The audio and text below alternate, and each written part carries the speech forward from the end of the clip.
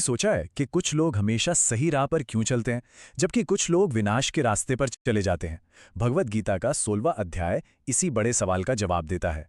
यह हमें बताता है कि इंसानों के अंदर दो तरह के स्वभाव होते हैं, जो उन्हें जिंदगी में दो बिल्कुल अलग अलग रास्तों पर ले जाते हैं। तो होता ये है कि भगवान कृष्ण इस अध्याय में हमें बताते हैं कि हर इंसान के अंदर एक तरह की जंग चल रही है। ये अच्छाई और बुराई के बीच की लड़ाई है, और ये एक ऐसा चुनाव है जो हमें हर पल करना पड़ता है। एक रास्ता हमें आज़ादी की तरफ ले जाता है और दूसरा हमें बंधनों में जकड़ लेता है। तो चलिए थोड़ा और गहराई से समझते हैं इन दोनों रास्तों को। एक तरफ है दैवी स्वभाव, जो हमें आज़ादी, मन की शांति और सच्ची खुशी की ओर ले जाता है, और दूसरी तरफ है आसुरी स्वभाव, जो हमें अहंकार, दुख और कभी ना खत्म होने वाली इच्छाओं के जाल में फंसा देता है। तो सवाल ये उठता है कि ये दैवी स्वभाव आखिर है क्या? मतलब इसमें कौन कौन से गुण होते हैं तो किसी इंसान को सही रास्ते पर लेकर जाते हैं? चलिए जानते हैं। अब देखिए, ये सिर्फ कुछ भारी भरकम शब्द नहीं है। ये तो वो शक्तियां हैं जो असल में हमें एक बेहतर इंसान बनाती हैं। सोचकर देखिए, बिना डरे सच बोलना, मन में किसी के लिए मैल ना रखना और दूसरों के दुख को समझना, ये वो गुण हैं जो न सिर्फ हमें आज़ाद महसूस कराते हैं, बल्कि हमारी जिंदगी को एक नई ऊंचाई देते हैं। तो ठीक है, एक रास्ता तो ऊपर की ओर जाता है, लेकिन दूसरा रास्ता वो एक गहरे जाल की तरह है। चलिए अब इस आसुरी स्वभाव को समझने की कोशिश करते हैं, जो एक साइकोलॉजिकल ट्रैप जैसा है।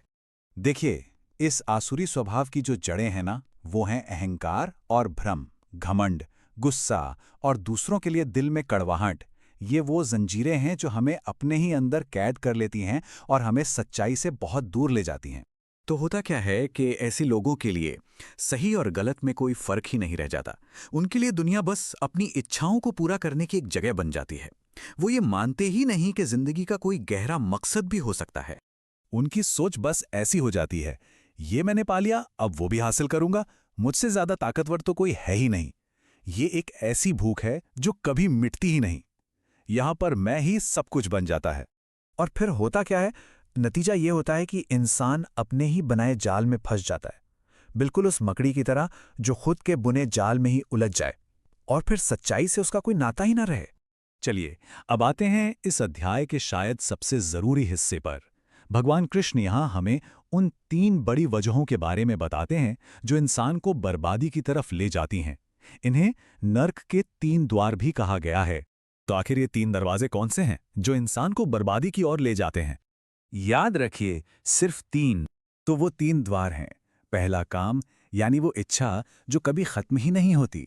दूसरा क्रोध, मतलब वो गुस्सा जिस पर कोई काबू ना हो।